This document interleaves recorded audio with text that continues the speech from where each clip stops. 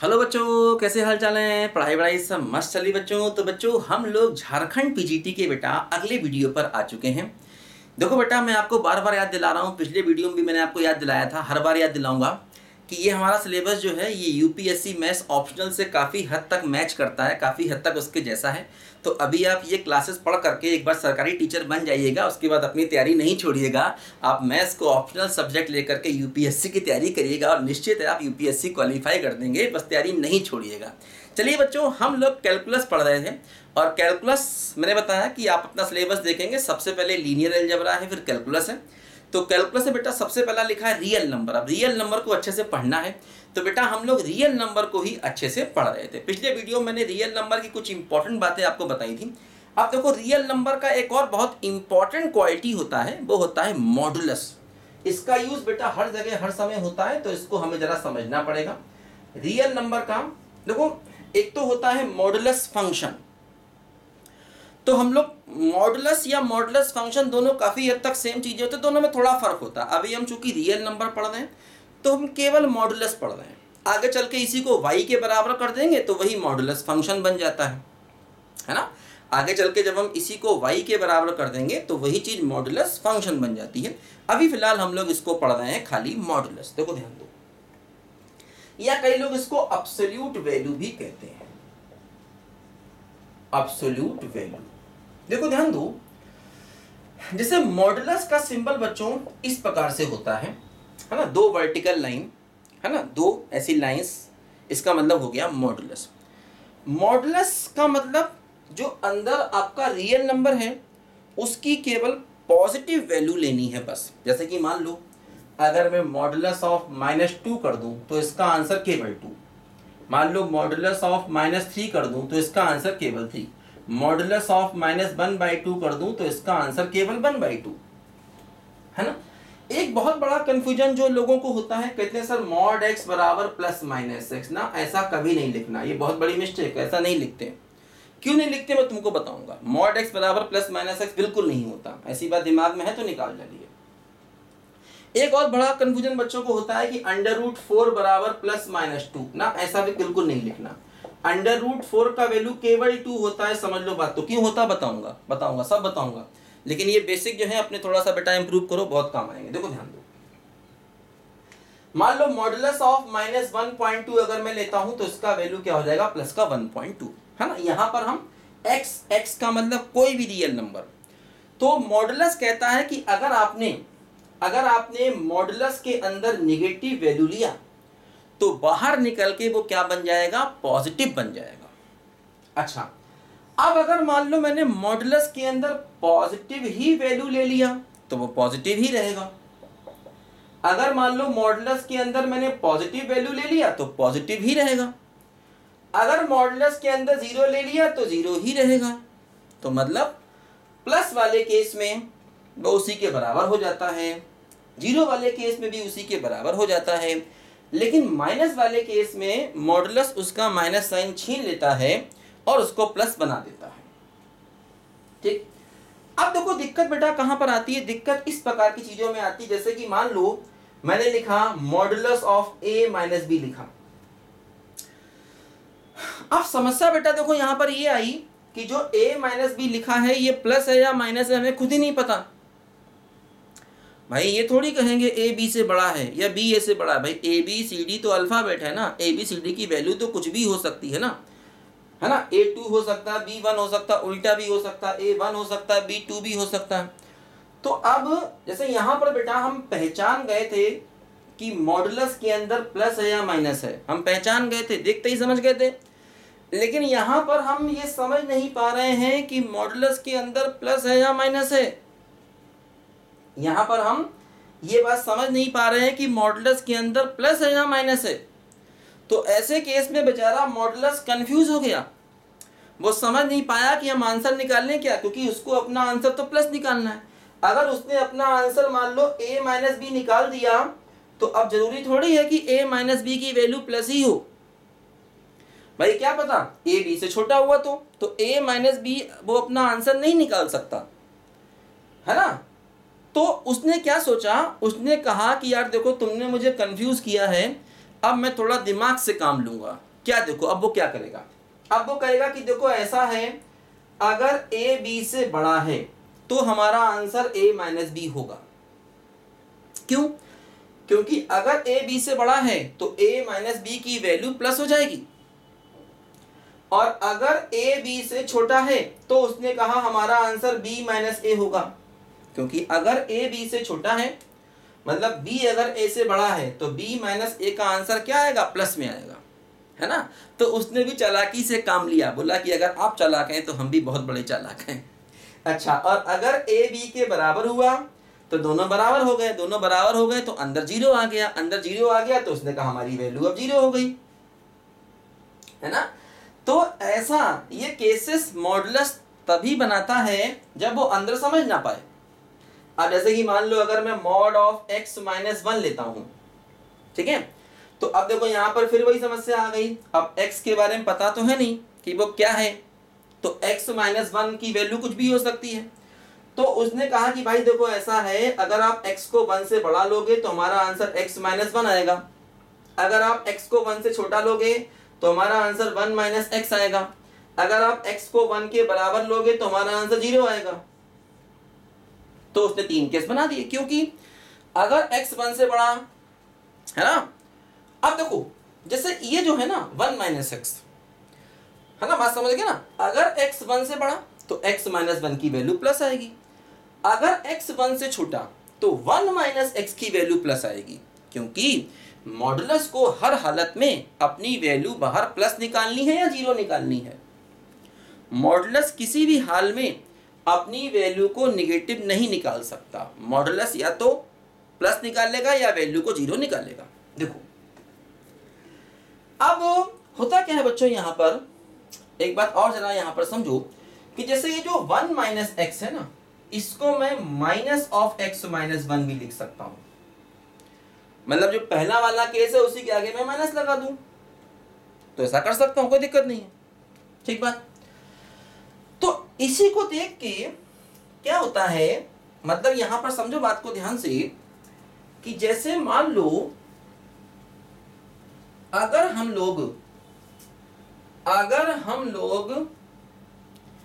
Mod x को ले लें, अब देखो फिर वही समस्या है क्या, एक्स तो बेटा वेरिएबल है ना, वो तो प्लस माइनस कुछ भी हो सकता है। तो इसमें भी मॉडुलस समझ नहीं पाया कि आपने अंदर जो रखा है वो प्लस है या माइनस, तो फिर वो 3 केस बनाएगा। वो कहेगा हमारी वैल्यू x होगी अगर x प्लस होता है तब, वो कहेगा हमारी वैल्यू माइनस एक्स होगी, और वो कहेगा हमारी वैल्यू 0 होगी। समझिए बात को ध्यान से, ये कहेगा कि मॉड x की वैल्यू x होगी अगर x पॉजिटिव हुआ, मॉड x की वैल्यू माइनस एक्स होगी अगर x नेगेटिव हुआ, और मॉड x की वैल्यू 0 होगी अगर x 0। क्यों? आप समझो ध्यान से, अगर x प्लस हुआ तो ये वैल्यू प्लस होगी, अगर x माइनस हुआ तो माइनस के आगे माइनस लगाओगे तो प्लस बन जाएगा ना। कई बच्चे यहां पर कंफ्यूज होते हैं, कहते हैं सर मॉड का आंसर तो देखो आपने नेगेटिव लिख दिया, आपने खुद ही बोला कि मॉड नेगेटिव नहीं होता, अब आपने मॉड का आंसर नेगेटिव लिख दिया। नहीं, माइनस एक्स जो यहां पर है ना उसको आप बेटा नेगेटिव मत समझना, वो माइनस आगे लगा जरूर है लेकिन एक्स भी तो खुद से ही नेगेटिव में है ना, एक्स तो पहले से ही नेगेटिव में है, तो जब आप नेगेटिव के आगे एक नेगेटिव और लगा दोगे तो कुल मिला के वैल्यू प्लस हो गई ना।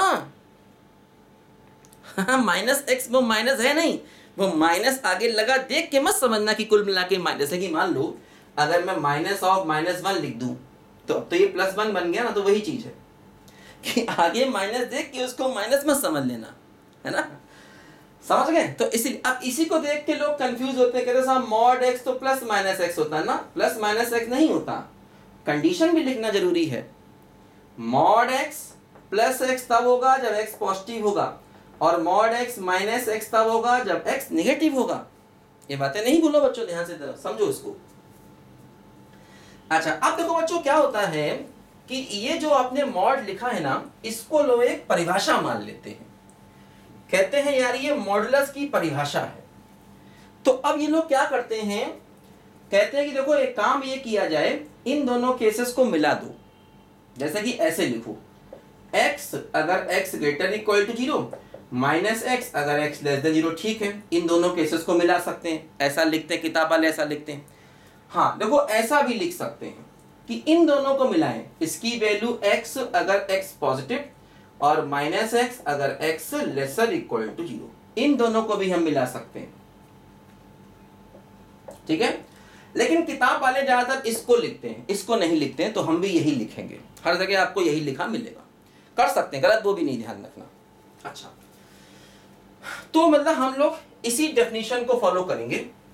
अब देखो इससे क्या होता है, जैसे कि मान लो हमारे पास कुछ भी आया, हमारे पास मान लो मॉड ऑफ x माइनस 1 आया, तो हम कुछ मत सोचें, इस परिभाषा को फॉलो करें।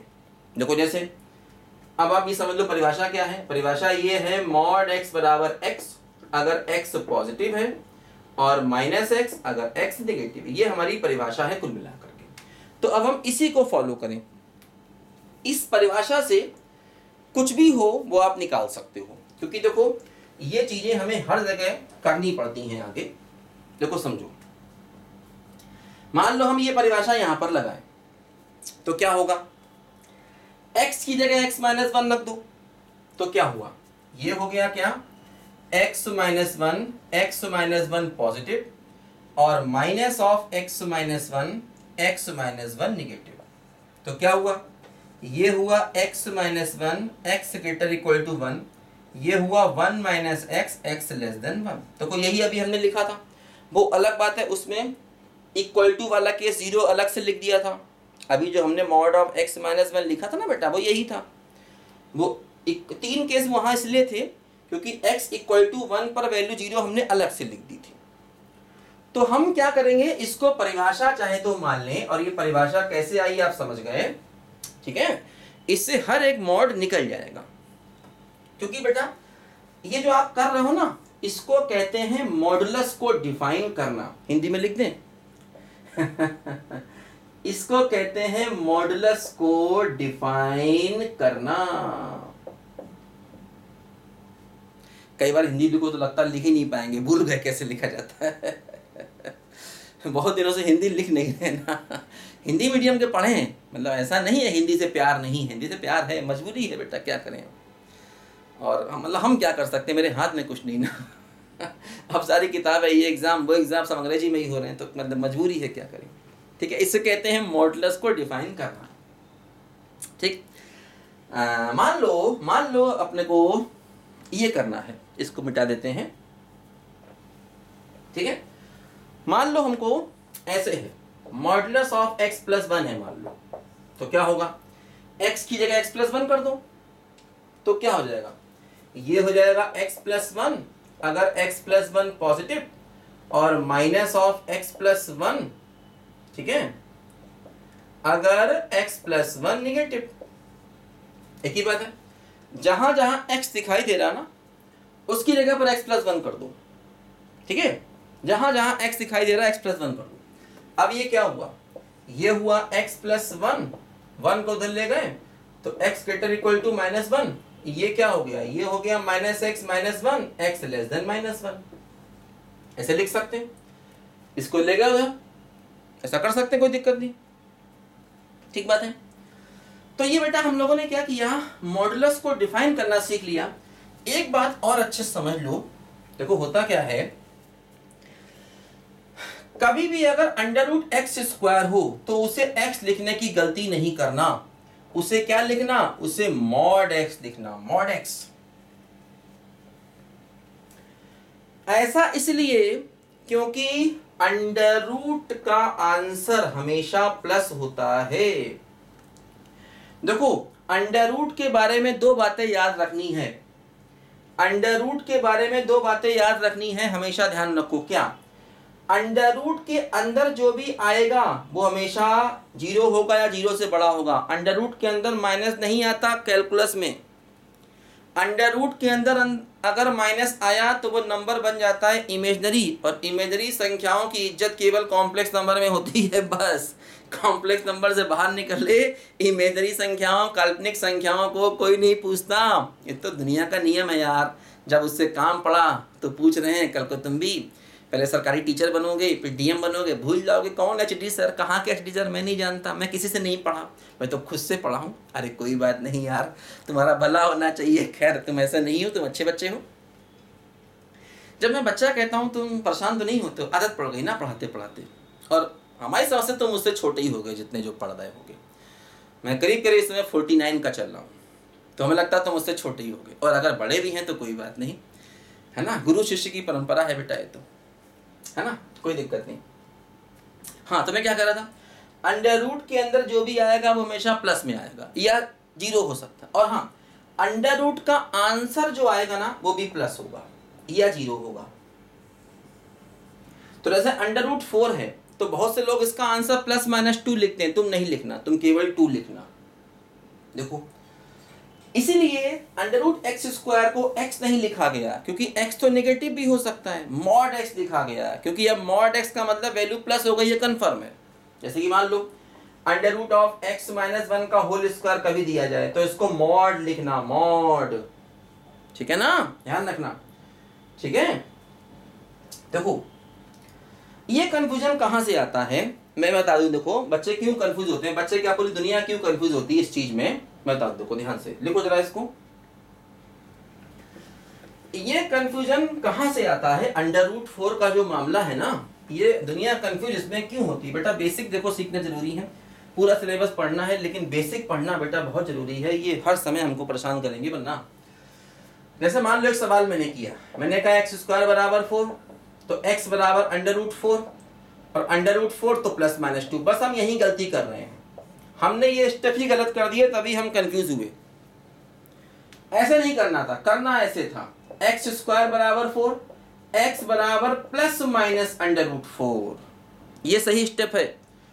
मतलब स्क्वायर हटते ही रूट आएगा लेकिन +- यहां होगा, है ना।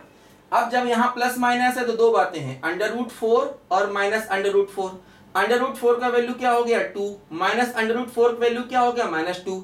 इसीलिए कुल मिलाकर आप x की वैल्यू क्या करते हो +-2, ये बात सही है। x² = 4 तो x की वैल्यू +-2, ये बात सही है। लेकिन ये सही नहीं है कि x बराबर अंडर रूट 4 और अंडर रूट 4 को +-2 लिखेंगे ना, अंडर रूट 4 को +-2 थोड़ी लिखोगे, स्क्वायर हटते ही +- आना चाहिए। देखो इसको ऐसे भी लिख सकते हैं, x² = 4 है तो x² - 4 = 0, इसका फैक्टर करेंगे x - 2 x + 2 = 0, तो x की एक वैल्यू इसको 0 करेंगे, है ना, या फिर इसको 0 करेंगे तो x का दो आंसर आएगा, क्या यहाँ से 2 आएगा और यहाँ से क्या आएगा -2 आएगा। तो देखो ऐसे भी सही है, ऐसे भी कर सकते हो, है ना। तो इसीलिए पब्लिक कंफ्यूज होती है कि सर यहाँ पर ऐसा क्यों करते हैं, क्योंकि तुम यही स्टेप गलत कर रहे हो। जैसे ही x निकालोगे तो +- आना चाहिए, +- आना चाहिए, स्क्वायर हटते ही +- आता है। जैसे कि मान लो अगर मैं x² = 2 लिखता हूं तो x का वैल्यू चाहिए तो आएगा +- अंडर रूट 2, ये सही है, बात समझे, ध्यान रखो। बेसिक में बेटा फिसलना नहीं है, समझ गए बात को। अच्छा एक बात और ध्यान रखना, क्या ये मॉडुलस बेटा रियल नंबर की बहुत इंपॉर्टेंट प्रॉपर्टी है, तो मॉडुलस हमें आना चाहिए क्योंकि हर जगह मॉडुलस घुसेगा। अभी देखना जैसे ही हम सीक्वेंस और ये सब पढ़ेंगे ना, सीक्वेंस पढ़ेंगे, रियल एनालिसिस कॉम्प्लेक्स में जाएंगे, हर जगह मॉडुलस घुसेगा। तो मॉडुलस को पहले पकड़ना, उसको समझना बहुत जरूरी है। कैसे पढ़ाना है ये सीक्वेंस बेटा मेरे पर छोड़ दो, तुम बिल्कुल भी परेशान नहीं हो, अपना दिमाग बिल्कुल ज़्यादा ना लगाओ, अब बस तुम पढ़ना शुरू कर दो। कैसे पढ़ाना है, सीक्वेंस क्या है मेरे पर छोड़ दो, कौन कौन सवाल करने हैं, कैसे करने हैं, सब मेरे पे छोड़ दो, है ना। बस तुम पढ़ना शुरू कर दो, पढ़ना शुरू करो। हाँ ये बहुत अच्छी बात होगी कि जो मैं पढ़ा रहा हूँ उसको पढ़ो, और अगर तुम साथ साथ कुछ और भी पढ़ रहे हो, तुम्हें कुछ आता है तो उसको पढ़ लो, ये बहुत अच्छी बात होगी। ये तो कहते हैं सोने पे सुहागा, है ना, ये बहुत अच्छी बात होगी, ठीक है ना। और वैसे जो पढ़ा रहा हूँ वो सीक्वेंस लेके चलोगे सब कुछ आएगा। इसी से तुम्हें टाइम नहीं मिलेगा, आसान नहीं होता। जो एक वीडियो में 40 मिनट का यहाँ छोड़ता हूँ ना, तुमको उसे पढ़ने में 2 घंटा लगेगा और उसके सवाल करोगे तो वो 3-4 घंटा ले लेगा, आसान नहीं होता है वो। इसलिए ये क्लास ज़्यादा इफेक्टिव है।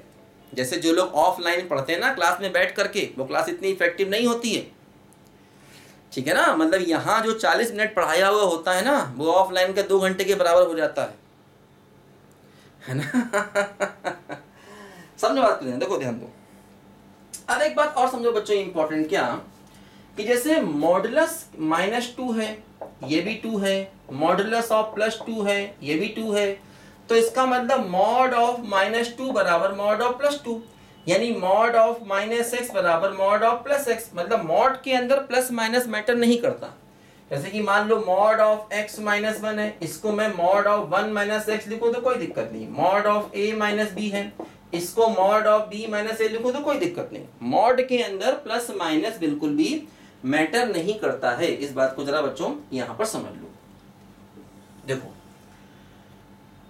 अब जैसे बच्चों यहां पर क्या होता है कि जैसे अगर कभी भी mod of x into y है या mod of a into b है, दो का मल्टीप्लाई है, तो मैं मॉड को अलग अलग कर सकता हूं मल्टीप्लाई में। अगर डिवाइड है तो भी मैं मॉड को अलग अलग कर सकता हूं। लेकिन ध्यान रखना, अगर प्लस है तो आप ऐसे करके मॉड को अलग अलग बिल्कुल भी गलती से नहीं लिखना, प्लस में नहीं लिखते, सही होता है ये modulus of a plus b lesser equal to mod a plus mod b। मतलब इसका क्या हुआ, मतलब इसका ये हुआ कि mod of a plus b या तो इसके बराबर होगा या कम होगा या लेस होगा। बात समझे ना, मतलब mod of a plus b mod a plus mod b के बराबर होगा या इससे लेस होगा, दोनों संभावनाएं हैं, इसलिए हमेशा इक्वल नहीं कह सकते। देखो जैसे समझो बात को ध्यान से, क्या होगा, बहुत इंपॉर्टेंट है ये चीजें। हाँ ये तो हमेशा लिख सकते हो, मल्टीप्लाई में डिवाइड में मॉड को अलग अलग कर दो, कोई समस्या नहीं है, ठीक है। देखो जैसे मान लो अगर मैंने a को -1 लिया और b को 2 लिया, देखें क्या होता है, देखिए क्या होता है। तो इधर क्या बना, मॉड के अंदर 1 बना, मॉड ऑफ 1 क्या हो गया 1, इधर मॉड ऑफ a यानी कि 1, mod of b mod of 2 यानी कि 2। तो देखो अब क्या हुआ, 1 लेसर इक्वल टू 3 आया, मतलब इधर 1 आया इधर 3 आया, तो 1 3 से छोटा होता है, बिल्कुल सही बात है। मान लो मैं ऐसा करूं, a को लेता हूं -2 और b को लेता हूं -3। अब देखो क्या होगा, इधर क्या आएगा mod of -5, mod of -5 a भी रखो ना, मॉड ऑफ -5, मॉड ऑफ -5 क्या हुआ +5 हुआ ना, +5 बोलो +5 ना। इधर मॉड ऑफ -2 तो +2 हुआ, मॉड ऑफ -3 तो +3 हुआ, तो ये क्या हुआ 5 लेसर इक्वल टू 5। देखो दोनों बराबर आ गए, अब दोनों बराबर आ गए क्यों, क्योंकि दोनों नेगेटिव थे। अच्छा अगर मान लो मैं दोनों को पॉजिटिव कर दूं, दोनों को पॉजिटिव, तो मॉड ऑफ 5 होगा, देखो इधर मॉड ऑफ 5 क्या हो गया 5, इधर क्या हुआ मॉड ऑफ 2 हुआ यानी कि 2, मॉड ऑफ 3 हुआ यानी कि 3, तो 5 लेसर, देखो अब भी दोनों बराबर हो गए। इसका मतलब दोनों बराबर, दोनों साइड बराबर तभी हो सकती हैं जब a भी पॉजिटिव हो, सॉरी और b देखो पॉजिटिव हो, या a भी नेगेटिव हो और b भी नेगेटिव हो, मतलब दोनों नंबर या तो प्लस होंगे या दोनों नंबर माइनस होंगे, तब ऐसा है। अब देखो होता क्या है, यहां पर दोनों नंबर प्लस हैं या दोनों नंबर माइनस हैं तो बराबर हो जाएगा। लेकिन अब इन दोनों को हटा करके हम ऐसा लिखें कि उनका मल्टीप्लाई पॉजिटिव है तो भी चलेगा। भाई अगर दोनों प्लस हैं तो उनको मल्टीप्लाई करोगे तो आंसर प्लस आएगा कि नहीं, दोनों माइनस हैं उनको मल्टीप्लाई करोगे तो आंसर प्लस आएगा कि नहीं। तो मतलब अगर दोनों प्लस हैं या दोनों माइनस हैं, इस कंडीशन को ऐसे भी लिखा जा सकता है एक साथ। मतलब कुल मिला के हम ऐसा लिखें कि mod of a plus b बराबर mod a plus mod b कब संभव है, जब a into b greater equal to 0 हो जाए तब संभव है। देखो इक्वल टू क्यों, इक्वल टू इसलिए क्योंकि दोनों में से अगर एक भी 0 हुआ तब भी ये पॉसिबल होगा, है ना। मतलब a 0 हो या b 0 हो, अगर दोनों में से एक नंबर 0 है, अगर दोनों में से एक नंबर 0 है तब भी ये पॉसिबल होगा, और अगर दोनों 0 हैं तब भी पॉसिबल होगा। ठीक है, बताओ भाई, कोई समस्या नहीं। देखो ये छोटी छोटी बातें बेटा हमेशा हमको याद रखनी है। देखो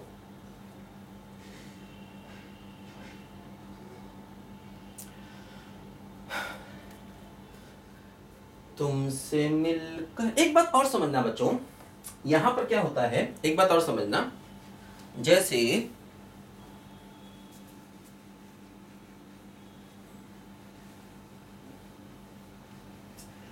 मान लो मैंने लिखा 1 लेसर इक्वल टू 2,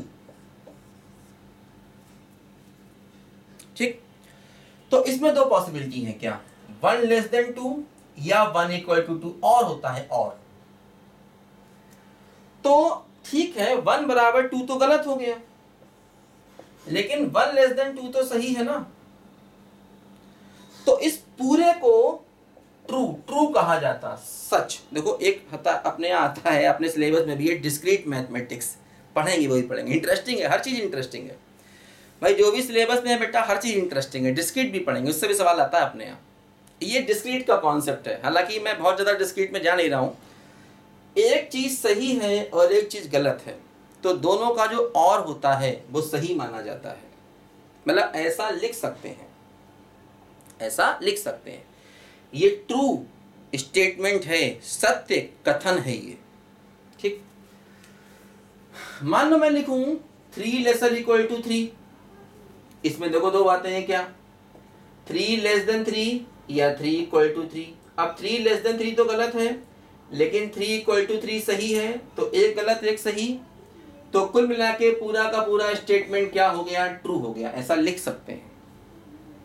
हाँ मान लो मैं ये कहूं 3 लेसर इक्वल टू 1, अब देखो इसमें दो बातें हैं, 3 लेस देन 1 या 3 इक्वल टू 1, तो ये भी गलत और ये भी गलत, दोनों गलत, तो ये पूरा का पूरा स्टेटमेंट फॉल्स, फॉल्स मतलब गलत है ना, बोलो भाई, फॉल्स का मतलब क्या हो गया, गलत,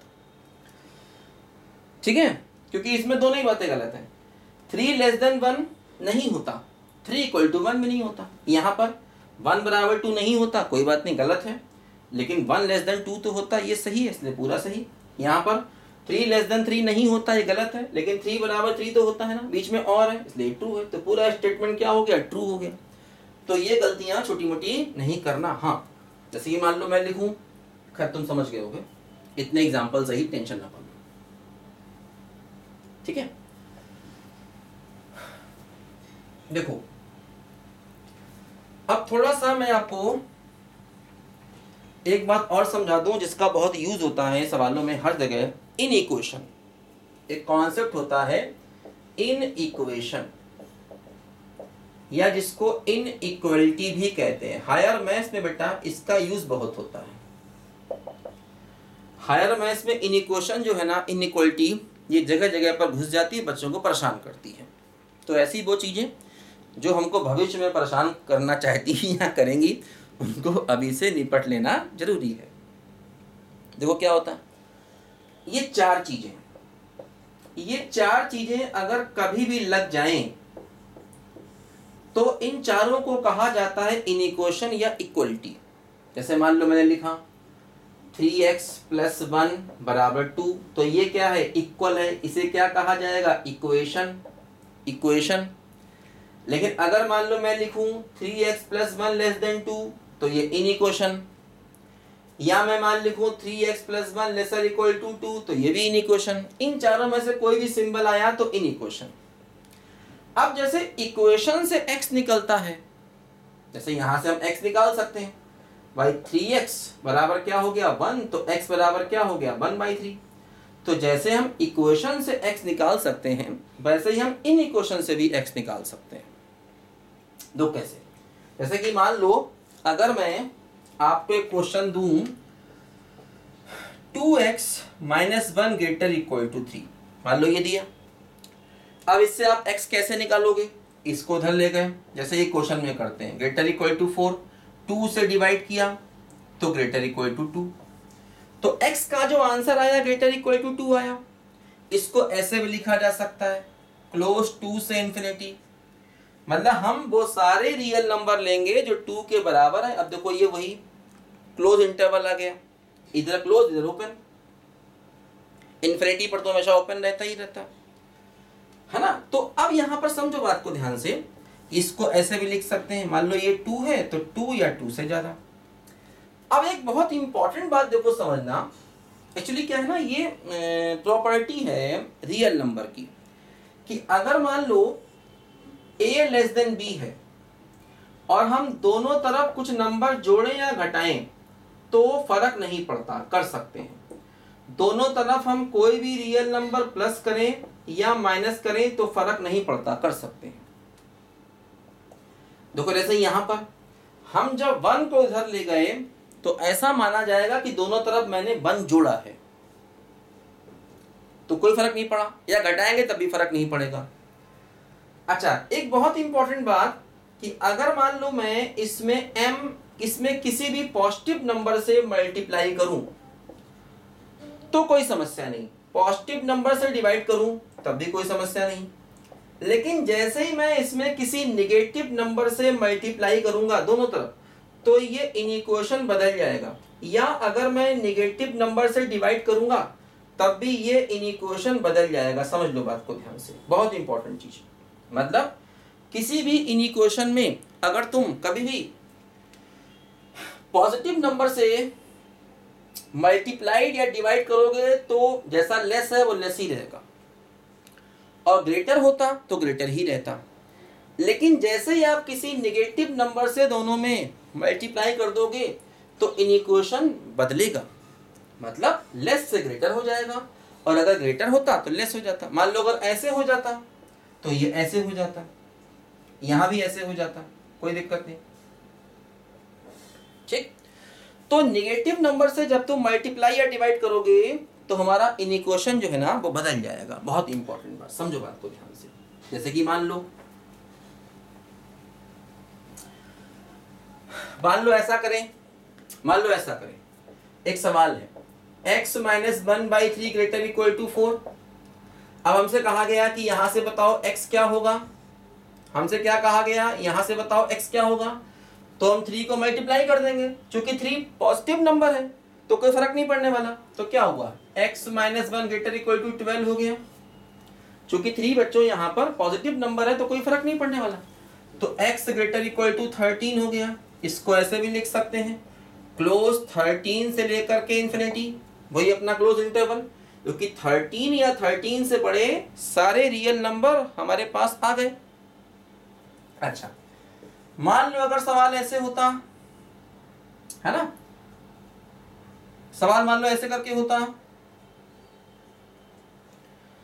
तो अब -3 से अगर हम मल्टीप्लाई करेंगे तो क्या होगा, इनइक्वेशन चेंज होगा। बहुत बहुत बहुत इंपॉर्टेंट, क्योंकि नेगेटिव नंबर है उससे मल्टीप्लाई कर दिया तो इनइक्वेशन चेंज हो जाएगा, मेरा ध्यान रखना।